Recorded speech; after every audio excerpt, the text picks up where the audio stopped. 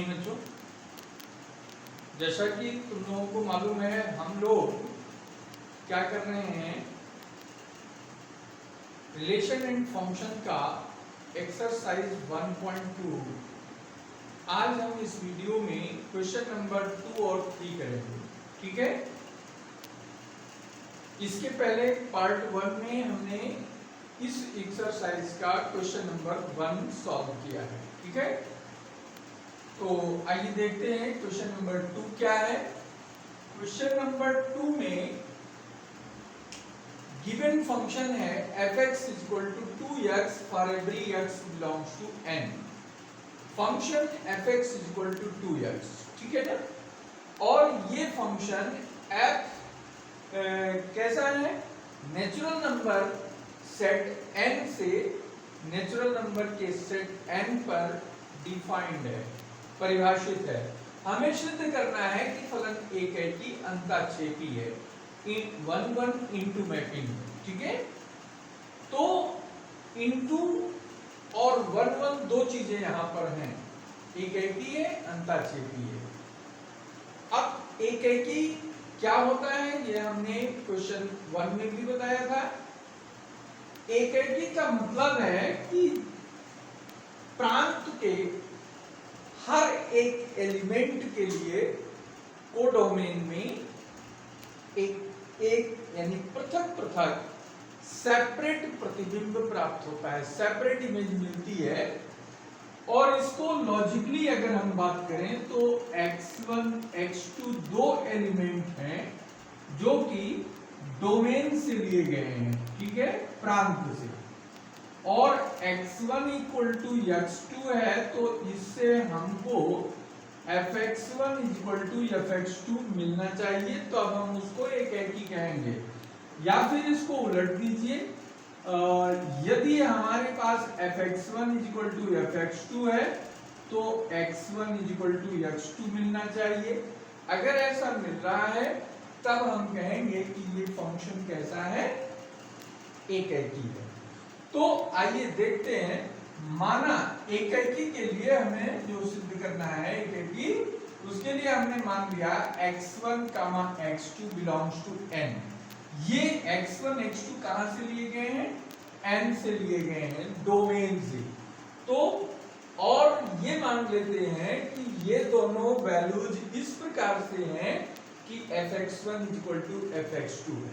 ठीक है, तो f(x1) f(x) कितना है, 2x है, f(x) = 2x, तो f(x1) को लिख सकते हैं 2x1, f(x2) को 2x2 लिख सकते हैं, 2 से 2 कैंसिल है, तो x1 = x2 आया। यानी अगर दो प्रतिबिंब बराबर हैं तो उनके लिए पॉइंट्स भी बराबर हैं।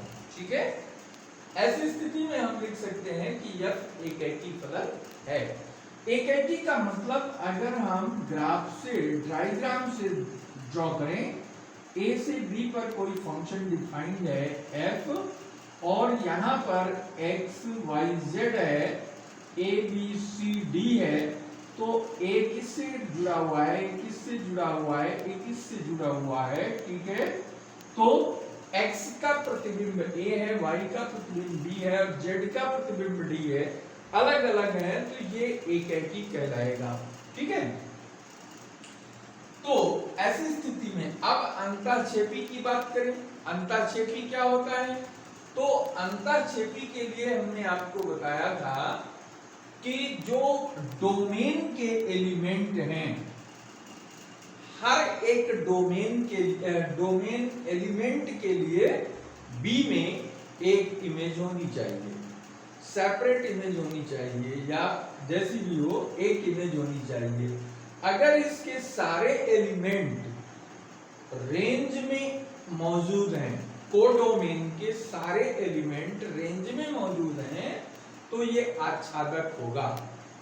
लेकिन अगर एक भी एलिमेंट ऐसा है जो डोमेन के किसी भी एलिमेंट का रिलेशन नहीं है, किसी का भी प्रतिबिंब नहीं है, तो ऐसी स्थिति में हम उसको कहेंगे वो फंक्शन कैसा होगा, ये इनटू होगा, अंतःक्षेपी होगा, ठीक है। तो यहां पे देखिए सी जो है वो किसी भी एलिमेंट का प्रतिबिंब नहीं है, सी अनएसोसिएटेड है, इसलिए ये अंतःक्षेपी है। पहली चीज तो ये होगी। दूसरा ये लिख सकते हो कि जो रेंज है वो सबसेट ऑफ कोडोमेन होना चाहिए। अगर ऐसा है तो F इंटू होगा, ठीक है ना। तो अब आप देखिए यहाँ पे अगर हम x बराबर 1 2 3 4 ले लें तो F1 कितना होगा, 2 इंटू 1 2 आ जाएगा, F2 2 into 2 4, F3 2 into 3 6, F4 2 into 4 is equal to 8। इस तरीके से अगर हम देखें तो रेंज का समुच्चय जो बन रहा है वो है रेंज, यानी प्रतिबिंबों का जो समुच्चय है 2 4 6 8 एंड सो ऑन। और ये क्या है, ये subset of set of natural number, यानी ये जो कोडोमेन है इस कोडोमेन का ये सबसेट बन रहा है, उपसमुच्चय है। इसलिए हम इसको कह सकते हैं this implies that f is into function, ठीक है, इनटू फंक्शन है, यानी f अंतःक्षेपी है, ऐसा हम लिख सकते हैं। अतः हम कह सकते हैं कि f एकैकी व अंतःक्षेपी है। इस प्रकार से हम किसी भी दिए हुए प्रश्न को एकैकी, आच्छादक, बहुएक या अंतःक्षेपी चारों में से कोई भी, या कंबाइंड दो रिलेशन, जैसे यहाँ दो रिलेशन है, दो फंक्शन है, एकैकी भी दिखाना है अंतःक्षेपी भी दिखाना है।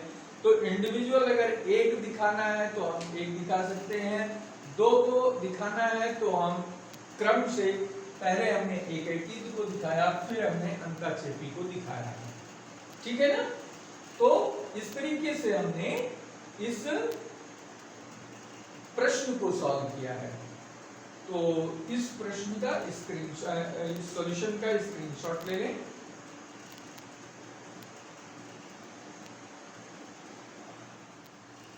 तो बच्चों क्वेश्चन नंबर 3, इसमें देखिए क्या करना है। सिद्ध कीजिए कि फलन f(x) = x², x belongs to R से परिभाषित प्रतिचित्रण f R से R पर परिभाषित है, ठीक है। R पर रियल नंबर यानी R वास्तविक संख्याओं का समुच्चय है। सिद्ध कीजिए बहुएक अंतःक्षेपी है। फलन क्या है, बहुएक अंतःक्षेपी है, ठीक है।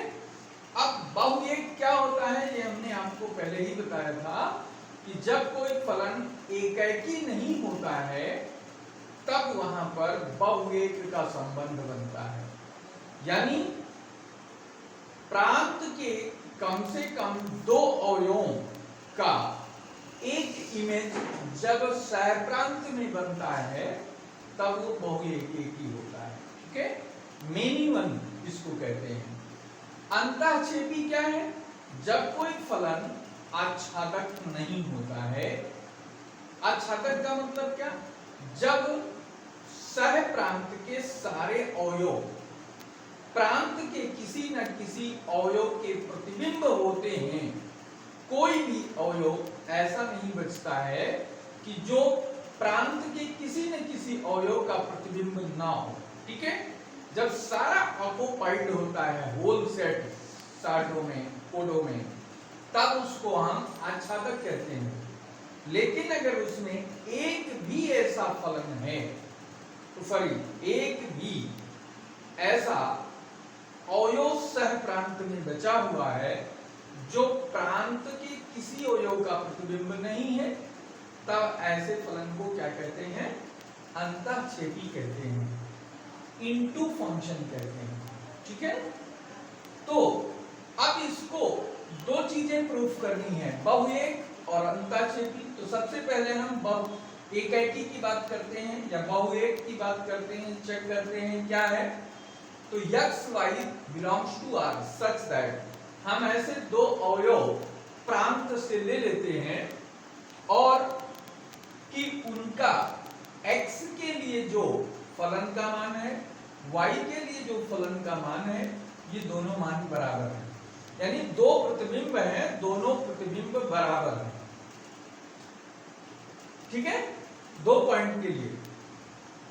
तो fx बराबर क्या है, x स्क्वायर, तो हम इसको x स्क्वायर लिख सकते हैं। fy बराबर y स्क्वायर लिख सकते हैं। ठीक है, तो जब fx बराबर fy है तो x स्क्वायर बराबर क्या होगा, y स्क्वायर बनेगा। ठीक है, और x बराबर क्या होगा, दोनों तरफ जब वर्गमूल लेते हैं, स्क्वायर रूट लेते हैं, तो x बराबर प्लस माइनस y हो जाएगा। ठीक है, तो इससे ये पता चलता है कि x के दो मान प्राप्त होते हैं, एक पॉजिटिव में और एक नेगेटिव में। ठीक है, यानी x और y ये दोनों बराबर नहीं हो सकते। जैसे एग्जाम्पल के लिए ले लीजिए कि ये सेट ऑफ रियल नंबर है, ये डोमेन कहलाता है। ये सेट ऑफ रियल नंबर है जो कोडोमेन कहलाता है। इस R से इस R पर फलन जो है वो परिभाषित है। ठीक है, मान लीजिए कि इसमें हमने कोई अवयव लिया है -3, -2, -1, 0, 1, 2, 3 एंड सो ऑन। ठीक है, तो ये समुच्चय है और इसमें भी हमने ये समुच्चय की वैल्यू ले रखी है। तो जो फलन हमारे पास है fx = x², तो इसमें क्या बन जाएगा, अगर हम f1 का मान लेते हैं तो 1 आएगा, f-1 लेते हैं तो भी 1 आएगा। ठीक है, तो -1 की प्रतिबिंब क्या है, 1, और 1 का भी प्रतिबिंब क्या है, 1। तो ये क्या हो गया, ये मेनी 1 हो गया। यानी दो या दो से ज्यादा अवयवों का संबंध कोडोमेन के एक ही एलिमेंट से है। यानी -1 का भी प्रतिबिंब 1 है और 1 का भी प्रतिबिंब क्या है, 1 है। दो नंबर्स के, दो अवयवों के प्रतिबिंब सेम हो गए, तो यहां पर ये एक ही नहीं रहा। ऐसे ही f2 अगर कर दें तो 4 आएगा और f-2 कर दें तो भी 4 आएगा। ये देख लीजिए। ठीक है, तो ऐसे केस में हम क्या कह सकते हैं कि ये फंक्शन बहुएक है। अब बात आती है कि ये फलन अंताक्षेपी कैसे हो, तो हमने मान लिया fx बराबर y। fx बराबर y, ये जो है आच्छादक का कंडीशन होता है कि y जो है ये पूरा पूरा क्या है, आपके रेंज के बराबर हो जाता है। कोडोमेन जब रेंज के बराबर हो जाता है, सेम ऑक्युपाइड यानी ऑल एलिमेंट्स आर कवर्ड, तब हम उसको लिखते हैं कि ये आच्छादक है। अब इनसे हम चेक करते हैं, fx बराबर y लिया तो x² बराबर क्या हो गया, y हो गया, और दोनों तरफ वर्गमूल लेंगे तो x बराबर क्या हो गया, प्लस माइनस y हो गया। अब यहां से देखिए y क्या है, x तो हमारा जो है ये फर्स्ट R से है और y कहां से, ये R से है। ठीक है, सेकंड यानी कोडोमेन से, तो y जो है ये कोडोमेन से रिलेटेड है। अब दोनों x और y ये वास्तविक हैं, तो जब ये वास्तविक है, अब वास्तविक में नेगेटिव नंबर भी आते हैं, वास्तविक में पॉजिटिव नंबर भी आते हैं, और x क्या आ रहा है, प्लस माइनस √y आ रहा है। √y में ये क्या बन जाएगा कि मान लीजिए आपने लिया x बराबर -2, x बराबर -2 ले, सॉरी y बराबर, अगर हमने y बराबर -2 ले लिया तो x बराबर क्या हो गया, √-2 आ जाएगा। √-2 क्या होता है, ये है अंडर रूट में जब नेगेटिव नंबर आ जाता है तो वो इमेजिनरी नंबर कहलाता है, जो कि -2 को हम √2 × √-1 √2i लिख सकते हैं, जो ये इमेजिनरी नंबर यानी अधिकल्पित संख्या है। तो अब अधिकल्पित संख्या वास्तविक संख्याओं के समुच्चय में नहीं आता। कहने का मतलब है कि y के ऋणात्मक मान के लिए, y के नेगेटिव मान के लिए x परिभाषित नहीं हो रहा है, यानी fx is equal to range of function does not equal to codomain of f, इसलिए f क्या है, इनटू फंक्शन है, क्योंकि ये आच्छादक नहीं है, ठीक है। इसलिए f यहाँ पे बहुएक हो गया और यहाँ अंताछेदी हो गया, तो दोनों मिलाकर के हम इसको कह सकते हैं कि ये बहुएक अंताछेदी फलन है। इस प्रकार से बहुएक और अंताछेदी को सिद्ध करते हैं, ठीक है। तो इस वीडियो को यहीं पर हम कंप्लीट करते हैं और उम्मीद है कि तुम सबको ये वीडियो अच्छे से समझ में आया होगा, ये क्वेश्चन अच्छे से समझ में आया होगा और सारे कॉन्सेप्ट इसमें आपको क्लियर हो गए होंगे, ठीक है।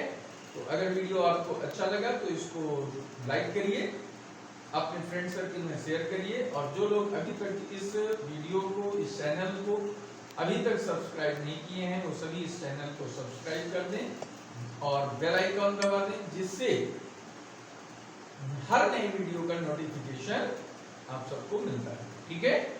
और पुराने वीडियोस यानी जो इससे पहले हमने क्वेश्चन नंबर 1 कराया है उसका लिंक आपको इस वीडियो में के डिस्क्रिप्शन में मिल जाएगा, तो आप वहां से क्वेश्चन नंबर 1 का वीडियो भी देख सकते हैं। Thank you very much.